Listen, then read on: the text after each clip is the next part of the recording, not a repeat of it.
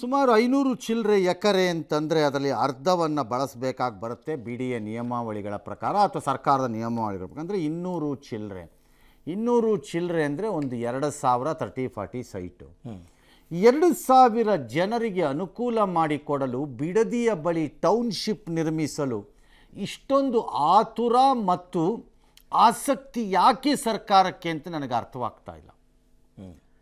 ಇರುವ ವಿಶ್ವೇಶ್ವರಯ್ಯ ಲೇಔಟೇ ಮುಗ್ಸೋಕ್ಕಾಗಿಲ್ಲ, ಕೆಂಪೇಗೌಡ ಲೇಔಟ್ ಮುಗ್ಸೋಕ್ಕಾಗಿಲ್ಲ, ಕಾರಂತ ಲೇಔಟನ್ನು ಮುಗ್ಸೋಕ್ಕಾಗಿಲ್ಲ, ನೆಟ್ಟಿಗೆ ಚರಂಡಿ ಮಾಡೋಕ್ಕಾಗಿಲ್ಲ, ಬೆಳಗ್ಗೆ ದೀಪ ಹಚ್ಚೋಕ್ಕಾಗಿಲ್ಲ, ಅಲ್ಲಿ ನಿಮ್ಮ ಕೈಯಲ್ಲಿ ನೀರು ಕೊಡೋಕ್ಕಾಗಿಲ್ಲ, ಚರಂಡಿ ಇದು ಮಳೆ ನೀರು ಹೋಗೋ ವ್ಯವಸ್ಥೆ ಸರಿ ಇಲ್ಲ, ರಸ್ತೆ ಹಾಕೋಕ್ಕಾಗಿಲ್ಲ, ಹೊಸ ಲೇಔಟ್ ಮಾಡ್ತೀವಿ ಅಂತೀರಿ. ಯಾಕೆ? ಏನು ಆಸಕ್ತಿ ಏನಿದರಲ್ಲಿ? ಇದಾಗದಿದ್ದರೆ ಏನಾಗತ್ತೆ ಗೊತ್ತಿಲ್ಲ. ಹಠಕ್ಕೆ ಬಿದ್ದಿರುವ ರಾಜ್ಯ ಸರ್ಕಾರ ಬಿಡದಿ ಟೌನ್ಶಿಪ್ ಜಟಾಪಟಿನಲ್ಲಿ ಮಧ್ಯದಲ್ಲೇ ಅಂತಿಮ ಅಧಿಸೂಚನೆಯನ್ನು ಹೊರಡಿಸಿಕೊಂಡಿದೆ. ಯೋಜನಾ ವ್ಯಾಪ್ತಿಯ 9 ಕಂದಾಯ ಗ್ರಾಮಗಳ ಪೈಕಿ ಪ್ರಾರಂಭಿಕವಾಗಿ 3 ಗ್ರಾಮಗಳ 518 ಎಕರೆಗೆ ಅಧಿಸೂಚನೆ ಹೊರಡಿಸಿದೆ. ಇಲ್ಲಿ ಯಾರಿಗೋ ಆಸಕ್ತಿ ಇದೆ ಈ ಪ್ರಾಜೆಕ್ಟಲ್ಲಿ, ಅಥವಾ ಯಾರದ್ದೋ ಲ್ಯಾಂಡ್ ಇರಬೇಕು ಅಕ್ಕಪಕ್ಕದಲ್ಲಿ, ಅದಕ್ಕೆ ಬೆಲೆ ಬರುತ್ತೆ ಅಂತ ಇರಬೇಕು. ಇಲ್ದಿದ್ರೆ ಏನು ಆಸಕ್ತಿ?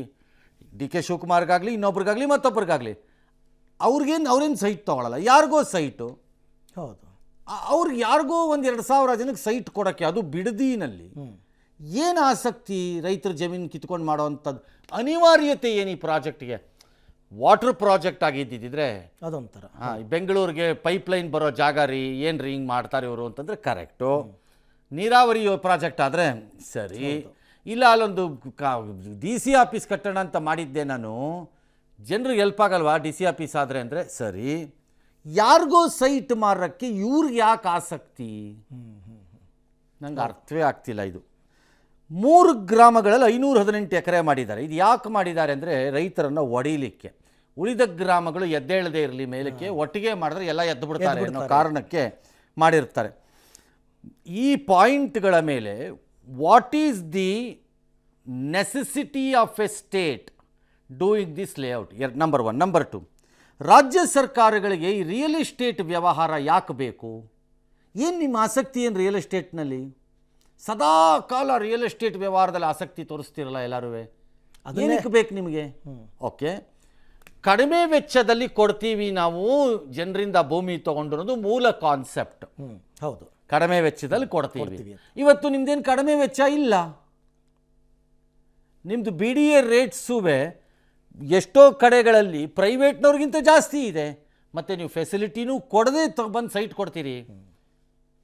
ಬಿ ಡಿ ಎ ಅಂತ ಬರೀ ಹೆಸರಿಗಿರುತ್ತಷ್ಟೇ, ಯಾವ ಫೆಸಿಲಿಟಿನೂ ಇರಲ್ಲ, ಯಾವುದೂ ಇರಲ್ಲ ಅಲ್ಲಿ. ಹೌದು, ಹಾಗಾಗಿ ನೀವು ಕಡಿಮೆ ಬೆಲೆಗೂ ಕೊಡೋಕ್ಕಾಗಲ್ಲ, ಫೆಸಿಲಿಟಿನೂ ಕೊಡಲ್ಲ. ಯಾರಿಗೋ ಸೈಟ್ ಕೊಡೋಕ್ಕೆ ರೈತರ ಬಾಯಿಗೆ ಮಣ್ಣು ಹಾಕ್ತೀರಿ. ಈ ಪ್ರಾಜೆಕ್ಟ್ಸಲ್ಲಿ ನಾನು ಹೇಳ್ತಿರೋದು, ಬೇರೆ ಪ್ರಾಜೆಕ್ಟಲ್ಲ. ಬೇರೆ ಪ್ರಾಜೆಕ್ಟಲ್ಲಿ ಯಾರೊಬ್ರು ಅಕ್ವೈರ್ ಮಾಡಲೇಬೇಕಾಗತ್ತೆ, ಅದು ಬೇರೆ ವಿಚಾರ. ಏನಕ್ಕೆ ಈ ರಿಯಲ್ ಎಸ್ಟೇಟ್ ವ್ಯವಹಾರದ ಆಸಕ್ತಿ ರಾಜ್ಯ ಸರ್ಕಾರಗಳಿಗೆ? ಯಾರು ಒಬ್ಬರು ಇದನ್ನೆಲ್ಲ ಪ್ರಶ್ನೆ ಮಾಡಿ ಇರುವ ಲೇಔಟ್ಗಳನ್ನೇ ಡೆವಲಪ್ ಮಾಡೋಕ್ಕಾಗದೇ ಇರೋ ರಾಜ್ಯ ಸರ್ಕಾರಗಳಿಗೆ, ಅಲ್ಲೇ ಕಟ್ಟದೇ ಇರೋರು ಜನ ಮನೆ ಒಂದು ಸರ್ವೆ ಮಾಡ್ರಪ್ಪ. 3 ಮೇಜರ್ ಲೇಔಟ್ಸ್ ಇವಾಗ ಖಾಲಿ ಉಳ್ಕೊಂಡ್ರದ್ರಲ್ಲಿ ಶಿವರಾಮ್ ಕಾರಂತ, ಕೆಂಪೇಗೌಡ ಮತ್ತು ವಿಶ್ವೇಶ್ವರಯ್ಯ 3 ತಗೊಳ್ರಪ್ಪ. ಎಷ್ಟು % ಮನೆ ಕಟ್ಟಿದ್ದಾರೆ ನೋಡ್ರಪ್ಪ. ಅಲ್ಲ, ಅಲ್ಲಿ ಮೂಲ ಸೌಕರ್ಯಗಳೇ ಇಲ್ಲ. ಯಾಕೆ ಕಟ್ಟಿಲ್ಲ ಹೇಳ್ರಪ್ಪ? ಅದಕ್ಕೆ ಕಟ್ಟಿಲ್ಲ ಅವರು. ಅದನ್ನೇ ಹೇಳಿ. ಈಗ ಯಾಕೆ ಹೊಸದು? ಅದು ಬಿಡದಿನಲ್ಲಿ ಏನು ಆಸಕ್ತಿ? ನಂಗೆ ಅರ್ಥ ಆಗ್ತಿಲ್ಲ ಇದು. ಯಾರಿಗೋ ಏನೋ ಆಸಕ್ತಿ ಇದೆ ಅಂತ. ಖರ್ಗೆ ಎಂದಿನಂತೆ ಅವ್ರು ಬಿಡ್ರಿ, ಅವರು ಪ್ರಪಂಚದಲ್ಲಿ ಎಲ್ಲನೂ ಸಮರ್ಥಿಸ್ಕೋತಾರೆ.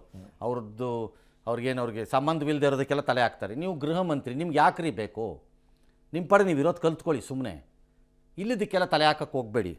ನಿಮ್ಮನ್ನು ಯಾರು ಅಪಾಯಿಂಟ್ ಮಾಡಿಲ್ವಲ್ಲ, ಇದು ಸ್ಪೋಕ್ಸ್ಮನ್ ಆಗಿಬಿಡ್ರಿ. ಮಂತ್ರಿ ಬಿಟ್ಬಿಟ್ಟು ಸುಮ್ಮನೆ ದಿನ ಮಧ್ಯಾಹ್ನ ಆದರೆ ಸ್ಪೋಕ್ಸ್ಮನ್ ಮಾಡಿ. ಖರ್ಗೆ ಹ್ಯಾಸ್ ನೋ ಇದು ಒಂದು ಉತ್ತಮ ಯೋಜನೆ. ಏನು ಉತ್ತಮ ಯೋಜನೆ? ರೈತರ ಬಾಯಿಗೆ ಮಣ್ಣು ಹಾಕಕ್ಕೆ ಉತ್ತಮ ಯೋಜನೆ. ನಿಮ್ಮ ಜಾಗ ಎಲ್ಲಿದೆ ಹೇಳ್ರಿ, ಅಕ್ವೈರ್ ಮಾಡಿಸೋಣ 2 ಕೋಟಿಗೆ. ನಿಮ್ಮ ಜಾಗ ಎಲ್ಲಿದೆ ಹೇಳ್ರಿ ಖರ್ಗೆ ಅವರು, ಅಕ್ವೈರ್ ಮಾಡಿಸೋಣ 2 ಕೋಟಿಗೆ. ಅಲ್ಲಿ 2 ಕೋಟಿ ಇದೆಯಾ ಬೆಲೆ ಜಮೀನ್ದು? ನೋಡೋಣ. ಶಿವಕುಮಾರ್ ಅವರು ಅಥವಾ ಇನ್ಯಾರೊಬ್ರು ಕುಟುಂಬದವರು ಅಥವಾ ಅವ್ರ ಫ್ರೆಂಡ್ಸೋ ಯಾರೊಬ್ರು ಹೇಳ್ರಪ್ಪ ಬಂದು ನನಗೆ, ಆ ಜಾಗದಲ್ಲಿ 2 ಕೋಟಿ ಇದೆ, ಮಾರುಕಟ್ಟೆ ಮೌಲ್ಯ 2 ಕೋಟಿ ಇದೆ ಅಂತ ಹೇಳಿ ನೋಡೋಣ. ಯಾಕ್ರಿ ಬುಡ್ಬುಡು ಇದ್ರ ಥರ ಆಡ್ತೀರಿ, ಕಚಡಗಳ ಥರ? ನಾಲ್ಗೆಲ್ಲಿ ಏನು ಇಟ್ಕೊಂಡಿರ್ತೀರಿ ಎಲ್ಲರೂ? ಅಲ್ಲಿ 2 ಕೋಟಿ ಇದೆಯಾ? ನಾಳೆ ಕನಕಪುರದಲ್ಲಿ 2 ಕೋಟಿ ಇದೆಯಾ ಹಂಗಾರೆ ಬೆಲೆ? ಕನಕಪುರದಲ್ಲಿ ಲೇಔಟ್ ಮಾಡಬೇಕಾ? No, this is very unfair and incorrect. ಇದು ನನ್ನ ಪ್ರಕಾರದಲ್ಲಿ ರಾಷ್ಟ್ರೀಯ ಯೋಜನೆಗಳು ಅಥವಾ ರಾಜ್ಯದ ಯೋಜನೆಗಳಿಗೆ ಭೂಮಿಯನ್ನು ರಸ್ತೆ, ನೀರಾವರಿ, ಸರ್ಕಾರದ ಇತರೆ ಕೆಲಸಗಳು, ಕ್ರಿಮಿಟೋರಿಯಂ ಕಟ್ಟಕ್ಕೆ ನಮ್ಮ ಕೈಯಲ್ಲಿ ಈ ರಾಜ್ಯದಲ್ಲಿ ಸತ್ರೆ ಹೆಣ ಹೂಳಕ್ಕೆ ಜಾಗ ಕೊಡೋಕ್ಕೆ ಯೋಗ್ಯತೆ ಇಲ್ಲಿರುವ ಅಯೋಗ್ಯರುಗಳು ನೀವೆಲ್ಲ. ಅಯೋಗ್ಯರು ನಂಬರ್ 1 ನೀವೆಲ್ಲ ಹೇಳ್ತೀನಿ. ಸತ್ರೆ ಹೆಣ ಹೂಳಕ್ಕೆ ಹಳ್ಳಿಗಳಲ್ಲಿ ಜಾಗ ಇಲ್ಲ. ಅದನ್ನು ಖರೀದಿ ಮಾಡಿ ಜಮೀನು ಮಾಡಿಕೊಡ್ತೀನಿ ಸ್ಮಶಾನಕ್ಕೆ ಅನ್ನೋದನ್ನು ನಿಮ್ದಿಲ್ಲ ಬುದ್ಧಿ. ಯಾವನಿಗೋ ಸೈಟ್ ಮಾರೋಕ್ಕೆ ಈ ವ್ಯವಹಾರಕ್ಕೆ ಕೈ ಹಾಕ್ತೀರಿ ನೀವು. ಯಾಕಿದು ನನಗೇನು sir? If the chief minister is serious of his plans of a good Karnataka and the future, rethink this is not a necessary project. ಇದು ಅನಿವಾರ್ಯವಾದ ಯೋಜನೆ ಅಲ್ಲ. ರೈಟ್, ಅಲ್ಲ, ಅನಿವಾರ್ಯ ಯೋಜನೆ ಅಲ್ಲ. Very simple. ಈಗ ರೈತರ ಮುಂದೆ ಇರೋ ರೈತರ ಮುಂದೆ ಏನಿಲ್ಲ, ಕೋರ್ಟ್ಗೆ ಹೋಗ್ಬೇಕಷ್ಟೆ. ಅದೇ ಅವ್ರು ಹೇಳಿದಾರಲ್ಲ, ನ್ಯಾಯಾಲಯಕ್ಕೆ ಹೋಗಿ ಫೈಟ್ ಮಾಡಲಿ ಬಿಡಿ ಅಂತ. ಅವ್ರು ಯಾರೋ ಗ್ರೇಟೆಸ್ಟ್ ಎಕ್ಸ್ಪರ್ಟ್ ಆನ್ ವರ್ಲ್ಡಲ್ಲಿರೋರು ಹೋಮ್ ಮಿನಿಸ್ಟರ್ ಹೇಳಿದಾರಂತಲ್ಲ. ನಿಮ್ಮದಕ್ಕೂ ಇದೇ ಥರ ಮಾಡಿಬಿಟ್ಟು ನ್ಯಾಯಾಲಯದಲ್ಲಿ ಹೋಗಿ ಫೈಟ್ ಮಾಡ್ಕೊಳ್ಳಿ ಅಂತ ಹೇಳ್ಬೋದಾ? ಮುಂದೊಂದು ದಿನ ಹೇಳ್ಬೋದಾ? ನಿಮ್ಮ ಆಸ್ತಿಗೂ ಮಾಡೋಣ ಹಂಗಾರೆ ಅಂತ ಯಾರೋ ಒಬ್ಬ ನೆಕ್ಸ್ಟ್ ಬಂದು ಅವ್ನು ಹೇಳಲಿ. This is very sad. ಮಾಡಲೇಬೇಕಾದ ಜಾಗದಲ್ಲಿ ಬೇರೆ ವಿಚಾರ ಅಲ್ವಾ? ಅದನ್ನು ಅಪೋಸ್ ಮಾಡಿದ್ರೆ ಯಾರೂ ಏನು ಮಾಡೋಕ್ಕಾಗಲ್ಲ. ಆಗ ಒಪ್ಕೊಳ್ಳೋಣ ಬೇಕಾದ್ರೆ. ಇದೆಂಥದ್ರಿ ಇದು? ಏನ್ರಿ ಅನಿವಾರ್ಯತೆ ನಿಮ್ಗಳಿಗೆಲ್ಲ? ಏನ್ರಿ ಉತ್ತಮ ಯೋಜನೆ? ನೀರು ಕೊಡೋ ಯೋಜನೆನೇನ್ರಿ ಉತ್ತಮಕ್ಕೆ? ಹೆಣಕ್ಕೆ ಜಾಗ ಕೊಡೋಕ್ಕೆ ಯೋಗ್ಯತೆ ಇಲ್ದಿರೋ ನಿಮ್ಗಳಿಗೆ ಉತ್ತಮ ಯೋಜನೆನೇನ್ರಿ ಇದು? ಹೆಂಗ್ರಿ ಆಗತ್ತೆ? ಇದು purely real estate and somebody is interested to make money ಅಷ್ಟೇ. ಯಾರಿಗ್ರಿ ಕೊಡ್ತೀರಿ ಇದರಲ್ಲಿ? ಹೋಗಲಿ. ಸೈಟೇ ಇಲ್ಲದೆ ಇರೋನು ಕೊಡ್ತೀರೇನ್ರಿ? ಹೋಗಲಿ. ಇಲ್ಲ, ಸೈಟ್ ಇರೋನು ತಗೋತಾನೆ. ಹೌದು. ಹಾಗಾಗಿ it's a business which the state is trying to do. State is acting like a business. Real estate agent business ಥರ ಆ್ಯಕ್ಟ್ ಮಾಡ್ತಾ ಇದ್ದಾರೆ. ಅದಕ್ಕೆ 3 ಲೇಔಟ್ಗಳ ಹಣೆ ಬರಹನ ವಿಡಿಯೋನಲ್ಲಿ ಹಾಕಿ ಕೋರ್ಟ್ಗೆ ಇದನ್ನು ಮುಗಿಸ್ದೆ ಇದಕ್ಕೆ ಹೋಗ್ತಾರೆ, ಇದು ರಾಜ್ಯ ಸರ್ಕಾರದ ಪ್ರಿಯಾರಿಟಿಗಳು ಅಂತ ಹಾಕಬೇಕಷ್ಟೇ. ಯಾರು ಕೋರ್ಟ್ಗಳು ಏನು ಮಾಡುತ್ತೋ ನನಗೆ ಗೊತ್ತಿಲ್ಲ. 80% ರೈತರ ವಿರೋಧ ಇದೆ ಅಂತ ಕೆಲವರು ಹೇಳ್ತಿದ್ದಾರೆ, ಇಲ್ಲ ಅಂತ ಕೆಲವರು. ಗೊತ್ತಿಲ್ಲ ಇದೆಯೋ ಇಲ್ವೋ, 80% ಇದೆಯೋ ಇಲ್ವೋ. ಈಗ 518 ಎಕರೆನಲ್ಲಿ ಎಷ್ಟು ರೈತರು ಅಪೋಸ್ ಮಾಡ್ತೀರಿ? ಇಲ್ಲ ಜಾಯಿಂಟ್ ಪೆಟಿಷನ್ ಹಾಕಿ ಅವಾಗ ಎಷ್ಟು ಪರ್ಸೆಂಟೇಜ್ ವಿರೋಧ ಇದೆ ಅನ್ನೋದು ಗೊತ್ತಾಗುತ್ತೆ. 3 ಗ್ರಾಮ್ಗಳದ್ದು ಸೂಕ್ತ ದಾಖಲೆ ಪಡ್ಕೊಳ್ಳಿ ಅಂತ 2.5 ಕೋಟಿ ಮ್ಯಾಕ್ಸಿಮಮ್ ಅಂತೆ. ಇಲ್ಲ 50% ಭೂಮಿ ಪಡೀಬೋದು ಅಂತ ಹೇಳಿದ್ದಾರೆ. ಇವೆಲ್ಲ ಸರಿಯಪ್ಪ, ಇನ್ನೊಬ್ರಿಗಾಗೋವಾಗ ಸರಿ. ನಿಮ್ಮ ಜಮೀನ್ದು ಹೇಳ್ರಪ್ಪ. ನಿಮ್ಮ ಜಮೀನುಗಳಿಗೆ ಇದನ್ನೇ ಮಾಡಬೇಕು ಅಂತ ನನ್ನ ವಾದ. ಹಾಗೇನಾಗತ್ತೆ? ಕಂಡವ್ರ ಜಮೀನಲ್ಲಿ ಮಜಾ ಮಾಡ್ದಂಗೆ ಮತ್ತೆ ಅದ್ಯಾಕೆ ನಿಮ್ಮ ಜಮೀನಲ್ಲೇ ಯಾಕೆ ಟೌನ್ಶಿಪ್ ಮಾಡಬಾರ್ದು? ನಿಮ್ಮ ಎಲ್ಲರದು ಹೌದು, ಯಾಕೆ ಮಾಡಬಾರ್ದು? ಒಳ್ಳೊಳ್ಳೆ ಜಾಗದಲ್ಲಿ ಇರುತ್ತಲ್ಲಪ್ಪ, ಖಂಡಿತ. ಯಾಕೆ ಮಾಡಬಾರ್ದು ಸೇರಿಸ್ಕೊಂಡು? ಈಗ ಒಂದು 10 ಎಕರೆ ಇದ್ದರೆ 10 ಎಕರೆಲೇ ಮಾಡೋಣ ಒಂದು ಗೇಟೆಡ್ ಕಮ್ಯುನಿಟಿನ. ಪ್ರೈವೇಟ್ ಅವ್ರು ಮಾಡಲ್ವಾ 10 ಎಕರೆನಲ್ಲಿ? ಹಂಗೆ ಮಾಡಿದ್ರೆ ಆಯ್ತಪ್ಪ. ಇದು ನನಗೆ ಯೋಜನೆಗಳ ಬಗ್ಗೆ ಅಥವಾ ಭೂಸ್ವಾಧೀನದ ಬಗ್ಗೆ ನನ್ನ ವಿರೋಧ ಅಲ್ಲ ಅದು. ಯಾಕಂದರೆ ಜನಪರ ಯೋಜನೆಗಳನ್ನು ಕೈಗೆತ್ತಿಕೊಳ್ಳುವುದಕ್ಕೆ ಭೂಸ್ವಾಧೀನ ಎಂಬುದು ಬಹುದೊಡ್ಡವಾದಂತಹ ಒಂದು ಮಾರ್ಗ. ಅದು ಬೇರೆ ದಾರಿ ಇಲ್ಲ ಜಮೀನಿಗೆ, ಭೂಮಿಗೆ, ಸರ್ಕಾರಕ್ಕೆ. ಹಾಗಾಗಿ ನೀವು ರಾಜ್ಯ ಸರ್ಕಾರದವರು ಇದು ಜನಪರ ಯೋಜನೆ ಅಲ್ಲ ಅಂತ ನನ್ನ ವಾದ. ಜನಪರವಾದದ್ದಲ್ಲ ಅಲ್ಲ. ಉಳ್ಳವರಿಗೆ ಲಾಭ ಮಾಡಿ 2,000 ಜನರಿಗೆ ಲಾಭ ಮಾಡೋಕ್ಕೆ. ಯಾಕೆ ಅಂದರೆ ಬರ್ತಾ ಕೇಳಿಕೊಂಡೆ ಆ್ಯಾವ್ರೇಜ್ ಏನು ಅಂತ. ಅದೇನೋ 50% ಅಷ್ಟು ಲ್ಯಾಂಡ್ ಹೊರಟೋಗುತ್ತೆ. ಅದೇನೋ ರೋಡು, ಗೇಡು, ಮಣ್ಣು, ಮಸಿ ಅಂತ. 518 ಎಕರೆಲಿ ಅರ್ಧ ಉಳ್ಕೋತು ಅಂದರೆ 250 ಎಕರೆ ಉಳ್ಕೊಳತ್ತೆ ನಿಮಗೆ. 250 ಎಕರೆನಲ್ಲಿ ಲೆಕ್ಕ ಇಟ್ಕೊಳ್ಳಿ ಸರ್, ಒಂದು 19-18 ಹೇಳಿದ್ರು ಅವರು. 30-40 20 ಸೈಟ್ ಅಂತ ಇಟ್ಕೊಳ್ಳಿ ಸರ್ ಎಕರೆಗೆ. ಅಂದರೆ ಒಂದು 10ಕ್ಕೆ 200 ಆದರೆ 100ಕ್ಕೆ 2000 ಆದರೆ ಒಂದು 4,000 ರಿಂದ 4,500 ಸೈಟ್ ಆಗ್ಬೋದು. 30-40 ಆದರೆ 40-60 ಎಲ್ಲ ಮಾಡಿಬಿಟ್ರೆ ಇನ್ನೂ ಕಡಿಮೆ ಆಗುತ್ತೆ. ಡ್ಯಾಶು ಅಂತೆಲ್ಲ ಲೆಕ್ಕ ಕೊಟ್ಟರು. ಅಷ್ಟು ಜನಕ್ಕೆ ಲಾಭ ಮಾಡೋಕ್ಕೆ ಯಾಕೆ ಇಷ್ಟೆಲ್ಲ ಇದು ಮಾಡಬೇಕು? ಹೋಗ್ಲಿ, ಸೈಟ್ ತಗೊಳ್ಳೋರು ಕಡು ಬಡ ಜನಗಳು ಅಲ್ಲ, ಆಗಲ್ಲ. ಯಾಕಂದರೆ ಅಷ್ಟು ರೇಟ್ ಅಷ್ಟಿರುತ್ತೆ. ಯಾರೂ ಬಡವರಲ್ಲ, ಹಂಗಾಗಿ ಬಡವರ ಯೋಜನೆ ಅಲ್ಲ ಅದು. ಎರಡನೇದು, ಖಾಸಗಿಯವರು ಮಾರ್ಕೆಟ್ ಬೆಲೆ ಅಂದರೆ ಇಲ್ಲಿ 2.5 ಹೇಳ್ತೀರಿ, ಅಲ್ಲಿ ಮೋಸ್ಟ್ಲಿ 5 ಕೋಟಿನೋ 6 ಕೋಟಿನೋ ಬೆಲೆ ಇರುತ್ತಲ್ಲಿ ಎಕರೆಗೆ. ಅದರಲ್ಲಿ ಈಗ ಸೊಸೈಟಿನವರು, ಗೃಹ ನಿರ್ಮಾಣ ಸಹಕಾರ ಸಂಘದವ್ರುಗಳು ಮಾರ್ಕೆಟ್ ರೇಟಲ್ಲಿ ದುಡ್ಡು ಕೊಟ್ಟು ಜಾಗ ತೊಗೊಂಡು ಅವ್ರು ಲೇಔಟ್ ಮಾಡಬೇಕು. ನೀವು ಯಾಕೆ ಮಾರ್ಕೆಟ್ ರೇಟಲ್ಲಿ ಕೊಟ್ಟು ದುಡ್ಡು ಕೊಡಲ್ಲ? ನೀವು ಯಾಕೆ ಕಡಿಮೆ ರೇಟಲ್ಲಿ ದುಡ್ಡು ತೊಗೋಬೇಕು? ಹೌದು, ನೀವು ಯಾಕೆ ತೊಗೋಬೇಕು? ನೀವೇ ಮಾಡಿರೋ ಕಾನೂನಲ್ಲಿ ಸಹಕಾರ ಸಂಘಗಳು ಮತ್ತು ಖಾಸಗಿಯವರು ಮಾರ್ಕೆಟ್ ರೇಟಲ್ಲಿ ರೈತರಿಂದ ಜಮೀನು ಖರೀದಿ ಮಾಡಿ ನಿಮಗೆ ಅವರು ನಿಮ್ಮ ಹತ್ರ ಬಂದು ಏನೋ ಪರ್ಮಿಷನ್ ತೊಗೊಂಡೇನೋ ಲೇಔಟ್ ಮಾಡ್ತಾರೆ. ಹೌದು, ಅವ್ರು ಯಾರಿಗೋ ಕೊಟ್ಕೋತಾರೆ. ನೀವು ಯಾಕೆ ಕಡಿಮೆಲಿ ತೊಗೋಬೇಕು? ಅವ್ರಿಗೆ ರೂಲ್ ಮಾಡಿದ್ಮೇಲೆ ನಿಮ್ಗೆ ಯಾಕೆ ಆ ರೂಲ್ ಆಗಲ್ಲ? ನಂಗೆ ಅರ್ಥವೇ ಆಗಲ್ಲ. ಯಾವ ಸೀಮೆ ನ್ಯಾಯ? ಯಾವ ಸೀಮೆ ನ್ಯಾಯ ಇದು? ಹೌದು, ಮಾಡಕ್ ಮಾತ್ರ ನಾನಾ ರೂಲನ್ನ ಅಲ್ವಾ? ಹೌದು. ಓಕೆ, ಒಂದು ವೇಳೆ ಬೇಡಪ್ಪ, ಈ ಒಂದು ಲೇಔಟ್ ಡೆವಲಪ್ ಮಾಡೋಕ್ಕೆ ಇಷ್ಟು ಲಕ್ಷ ಖರ್ಚಾಗತ್ತೆ ಅಂತಿರುತ್ತೆ ಒಂದು ಎಕರೆಗೆ. ನೀವು 2.5 ಕೋಟಿ ಕೊಟ್ಬಿಟ್ಟು ಅಲ್ಲೊಂದು 20 ಸೈಟ್ ಆಗತ್ತಂತೆ ಒಂದು ಎಕರೆನಲ್ಲಿ ಅಂತಂದರೆ ನೀವು 50 ಲಕ್ಷಕ್ಕೆ ಕೊಟ್ಟರು 10 ಕೋಟಿ ಬಂತಪ್ಪ ಅಂದ್ರೆ ನಿಮ್ಗೆ ಒಂದು ಎಕರೆ ಡೆವಲಪ್ ಮಾಡೋಕ್ಕೆ 7.5 ಕೋಟಿ ಆಗತ್ತಾ? ಹಾಗಾದ್ರೆ ಲಾಭ ಯಾಕೆ? ಲಾಭ ಮಾಡುವ ಕಳ್ಳಾಟಕ್ಕೆ ರಾಜ್ಯ ಸರ್ಕಾರ ಯಾಕೆ ಇಳಿಬೇಕು? ಜನರದ್ದು ಜಮೀನು ಕಿತ್ಕೊಂಡು ನಿಮಗೇನಕ್ಕೆ ಆ ರೋಗ? ಯಾರದ್ದೋ ತೆವಲಿದು ತೀರಿಸ್ಕೋತಾ ಇದ್ದಾರೆ. Yes, Imagine, innovate, integrate. GSSS Institute of Engineering and Technology for Women, Mysuru. Serving the nation with empowered women. Gruhalakshmi ಫಲಾನುಭವಿಗಳ ಪಟ್ಟಿಯನ್ನು ಸರ್ಕಾರ ಪರಿಷ್ಕರಣೆ ಮಾಡಿದ ಬೆನ್ನಲ್ಲೇ ಈಗ ಬಿಜೆಪಿಯವರೆಲ್ಲ ಮುಗಿಬಿದ್ದುಬಿಟ್ಟಿದ್ದಾರೆ. ಇದು ಯೋಜನೆಗಳನ್ನು ರದ್ದು ಮಾಡೋ ಹುನ್ನಾರ. ಡಿ.ಕೆ. ಶಿವಕುಮಾರ್ ಗ್ಯಾರಂಟಿ ಯೋಜನೆಗಳ ವಿರುದ್ಧ ಇದ್ದಾರೆ. ಮುಂದಿನ ದಿವಸಗಳಲ್ಲಿ ಯೋಜನೆಯನ್ನು ಬಂದ್ ಮಾಡ್ತಾರೆ ಅಂತೆಲ್ಲ ಮಾಜಿ ಸಚಿವ ಶ್ರೀರಾಮುಲು ಅವರೆಲ್ಲ ಮಾತನಾಡಿದ್ದಾರೆ. ಇನ್ನೊಂದೆಡೆ ಪರಿಷ್ಕರಣೆ ಹೆಸರಿನಲ್ಲಿ ಸರ್ಕಾರ ಹೊಸ ಕತೆ ಶುರು ಮಾಡಿದ್ದು ಮುಂದೇನು ಮಾಡುತ್ತೋ ನೋಡೋಣ ಅಂತಂದ್ಬಿಟ್ಟು ಕೇಂದ್ರ ಸಚಿವ ಕುಮಾರಸ್ವಾಮಿ ಕೂಡ ಹೇಳಿದ್ದಾರೆ. ಯಾವೊಂದು ಯೋಜನೆಗಳು ಮುಂದುವರಿಸಬೇಕಂತೇಳಿ ಅವತ್ತಿನ ತೀರ್ಮಾನವನ್ನು ತಗೊಂಡ್ರೋ ಅದನ್ನ ನಿಲ್ಲಿಸಬೇಕನ್ನಂತ ಕನ್ಫ್ಯೂಷನ್ದಲ್ಲಂತೂ ಶಿವಕುಮಾರ್ ಅವರು ಇಟ್ಟಿದ್ದಾರೆ. ಅವತ್ತು ಸಿದ್ದರಾಮಯ್ಯ ಹೇಳಿದಂತ ಮಾತು ಅವರು ಕಾಕಾ ಪಾಟೀಲ್ಗೆ ಫ್ರೀ, ಮಾದೇವಪ್ಪರಿಗೆ ಗೃಹಲಕ್ಷ್ಮಿದು ಈಗ ಅದೇನೋ ಒಂದು ಮೃತರಾಗಿದ್ದಾರೆ, ಅವರಿಗೆಲ್ಲ ಅವ್ರ ಅಕೌಂಟಲ್ಲಿ ದುಡ್ಡು ಹೋಗ್ತಿದೆ. ಇದೆಲ್ಲ ಹೊಸದಾಗಿ ಏನು ಶುರು ಮಾಡ್ಕೊಂಡವರು ಸುಮಾರು 2 ಲಕ್ಷ 4 ಲಕ್ಷ ಇವತ್ತು ಕಡಿತಗೊಳಿಸ್ಬೇಕು ಅಂತ ಹೇಳಿ ಅದು ಏನೇನು ಮಾಡ್ತಾರೆ ನೋಡೋಣಂತೆ. ನನ್ನ ಪ್ರಕಾರ ಯೋಜನೆ ನಿಲ್ಲಿಸಲ್ಲ. ಅಂದ್ರೆ ಒಂದ್ಸರ್ತಿ ರುಚಿ ತೋರಿಸ್ಬಿಟ್ರೆ ಜನರು ಯೋಜನೆಯನ್ನು ನಿಲ್ಲಿಸಕ್ಕಾಗೋದೂ ಇಲ್ಲ. ಶಿವಕುಮಾರ್ ಅಲ್ಲ, ಯಾರು ಬಂದರೂ ಅಷ್ಟೇ, ಯೋಜನೆ ನಿಲ್ಲಿಸಕ್ಕಾಗಲ್ಲ. ಯೋಜನೆಯ ಸಂಖ್ಯೆಯನ್ನು ಯಾವ್ಯಾವ ಸರ್ಕಸ್ಸಲ್ಲಿ ಇಳಿಸ್ಬೋದು ಅದರ ಇಳಿಸ್ತಾರೆ. ಕುಮಾರಸ್ವಾಮಿ ಅವರು ಮೃತಪಟ್ಟಿದ್ದಾರೆ, ಏನು ಮಾಡಬೇಕು? ಮೃತಪಟ್ಟವ್ರನ್ನ ಅಲ್ಲೇ ಇಟ್ಕೋಬೇಕಾ?